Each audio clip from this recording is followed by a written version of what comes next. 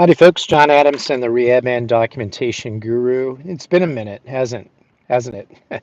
There's definitely a good reason for that. I have been focusing on creation of content lately, not on YouTube so much, obviously, but in a number of areas, most specifically on LinkedIn. So I've been really working on building my LinkedIn profile. I have a significantly larger following on LinkedIn than I do on YouTube.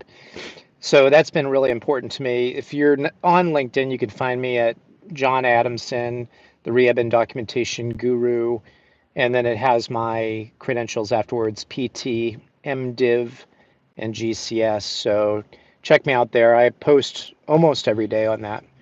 And then course content.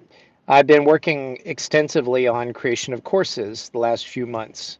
I have put out 4 new courses in the last few months.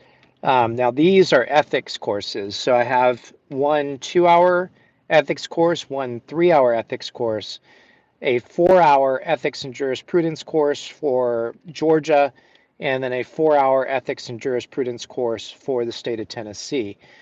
Obviously, there's a lot of overlap between the courses based on the subject matter, and these are all designed for PTs and PTAs. And maybe some point I will delve into speech and OT as well.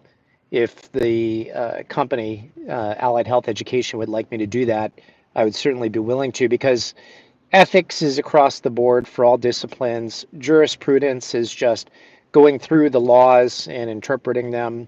I can certainly do that regardless of the discipline. So anyway, those are new courses on Allied Health Education. And then I've just completed 2 new courses that are going to be coming out soon. So I have a course that I'm going to be presenting for a geriatric summit. I will announce that. I'll try to remember to announce it on YouTube also, but it's on my LinkedIn page. I'll be announcing it. And that's on May 1st from 5 to 7 p.m., I believe, Central Time or Eastern Time. I can't remember, but I will announce it. And that's going to be on the ethics of good documentation. The wording of that title is on purpose. And that's going to be a 2 hour webinar. CEs are available from what I understand.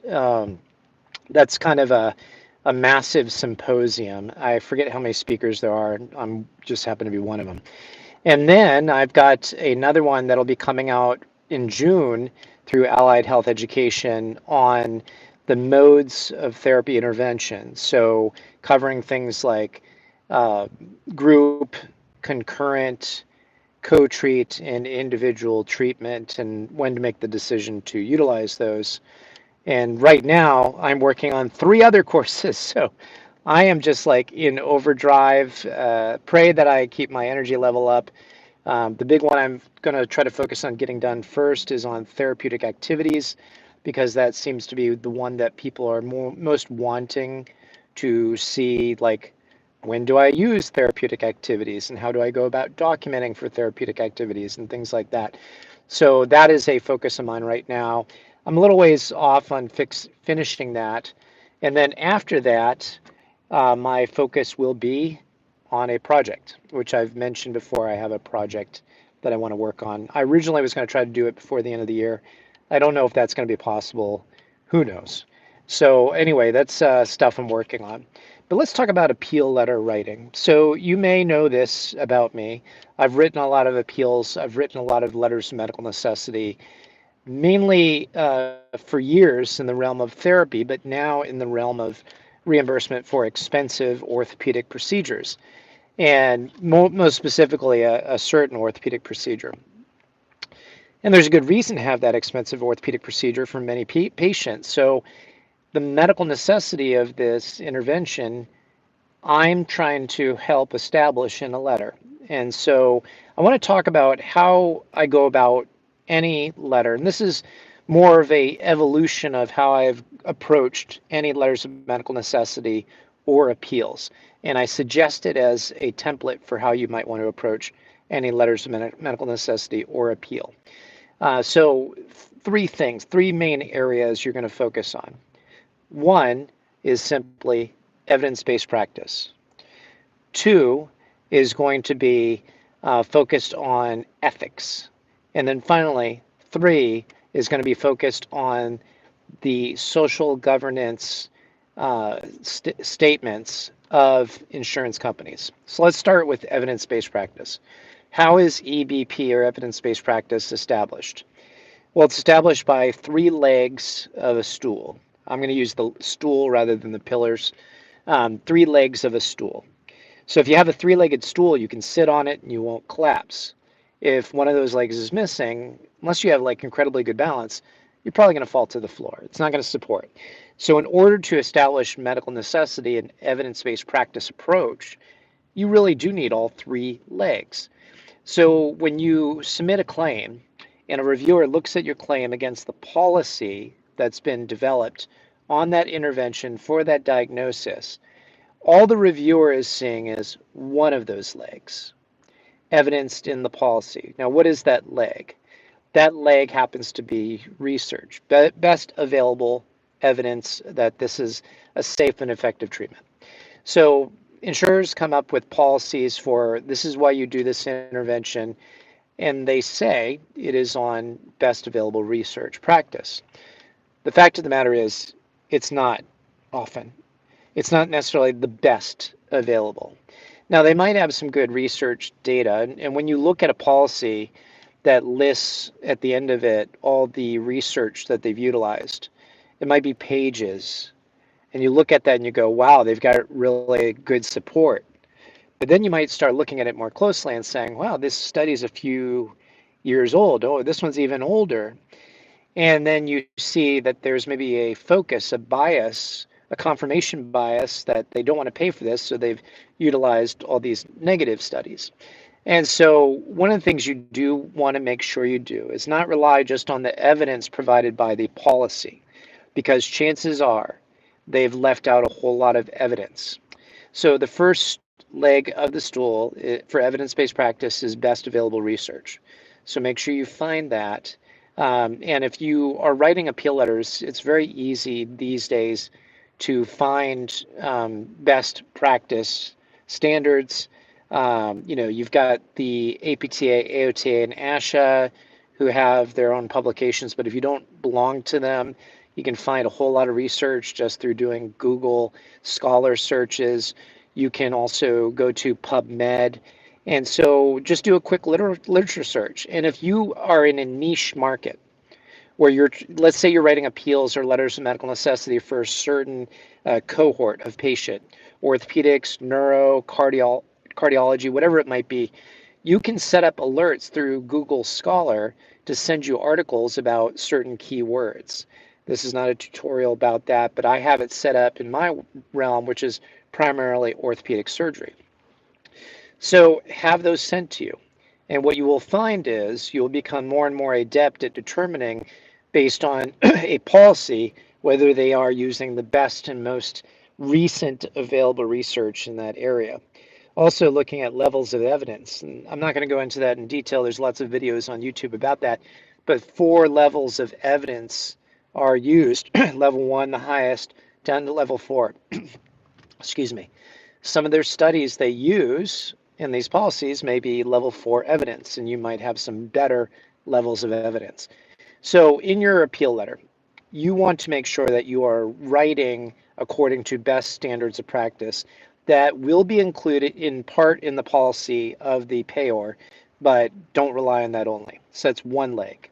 The second leg is the individual expertise and experience of the clinician providing the care. And this is something that a third-party payer cannot match, not at all. Now, why do I say that?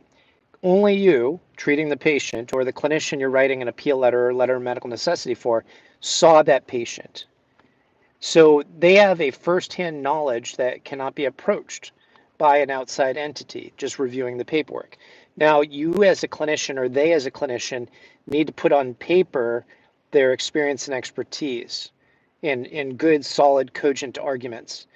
And that's where a lot of deficiencies happen in payment, because the clinicians don't do that. So you may be in a situation where you're coaching them to be better about their documentation, so that is evidence, so that second pillar or leg of the evidence-based practice stool is present. So one of the things that I do, and I'm helping very expensive surgeries get paid for. And what I'm doing is I'm comparing and contrasting the reviewer's credentials against the surgeon's credentials. You can do this with the therapist's credentials. A lot of therapy claims are reviewed by nurses. They don't have your background, they don't have your skill, they don't have your knowledge. They've never done the interventions that you're doing. So you would compare and contrast if the person signed off on the review, what their credentials are. Where can you find this stuff? Google. You can also find it on LinkedIn. A lot of people have profiles on LinkedIn. I've utilized it quite a bit. If you happen to be in the realm of medical reimbursement like I am, a lot of these doctors have pretty extensive profiles available at their practice where they highlight all of their credentials, all of their background. In orthopedics, like did they serve on some sports team? I got a chance to write a letter for a lady who's president of the Professional Association of Orthopedic Surgeons for the sport that she represents for the professional league. I won't say any further, but so her background is like exponentially higher than any reviewer. And so, second leg of evidence-based practice is establishing the experience and expertise of the clinician doing this service, and in this case, in a appeal letter, comparing, contrasting to the person saying, we're not paying you. Because fact of the matter is, there's no comparison in that regard. A lot of the reviewers are LPNs, RNs, and if you're getting into the medical realm, you might have doctor reviewers, but often not in the same specialty, or they're not practicing in the same kind of subspecialty. Even within like orthopedics, there are so many subspecialties. So compare and contrast. And one of the things you should say in your appeal, if you utilize this method, is something to the effect that um, if you're doing it in the voice of the doctor or the clinician, I, who am the therapist or doctor of this patient, have weighed the best medical evidence, which is first leg, and I've also looked at my individual patient, which is third leg, and so I've utilized all three legs of evidence-based practice. So let's go on to the third leg and enumerate, elaborate that. So, what is the third leg of evidence-based practice? It is the preferences and needs of the individual patient. So, nobody's going to establish that from a third-party payer desk at a computer, maybe hundreds, if not more, miles away from the patient. Only the individual patient or the individual clinician can do that. And by getting like good objective data on the patient, getting a good report from the patient subjectively, all of that goes into the appeal letter. So again, make sure all three legs of evidence-based practice are there and point out where the denial has failed to support that stool and how you've supported all three legs, and therefore you've got something to stand on if you want to stand on a stool. So what's the next part that we talked about? Well, it's ethics. And we're going to tie this into the social governance perspective of the payor. So let's say Humana in their mission statement and also their values statement says that they are about serving the needs of the individual patient. And they have Humana denied, let's say in this case, a claim, which the patient really does need that service. So in that sense, towards the end of my letter, I'm going to start attacking them for their ethics related to their mission value statement. And I'm going to say, this is what Humana stands for. By denying this claim, you have violated your own ethical standard principles. And this falls into the realm of what's called social governance. You may have heard of environmental social governance. And so, like most insurance companies may cover all three of those things. Like, well, we are committed to the environment. We run our main offices on green technology or whatever it might be. But then they'll also say things like, we have a social responsibility to all our stakeholders, and we govern ourselves accordingly. So by attacking their particular mission statement and focusing on their value statement, you will point out to them where they fall short. So that would be the next step. And really that's tying in the last two things I said. So where did we go? We went from evidence-based practice to environment or social governance to tying in the ethics of them violating their social and governance principles. And of course, you could bring up other ethical standards like the fact that failure to provide medically necessary care causes harm, and that is a violation of non-maleficence.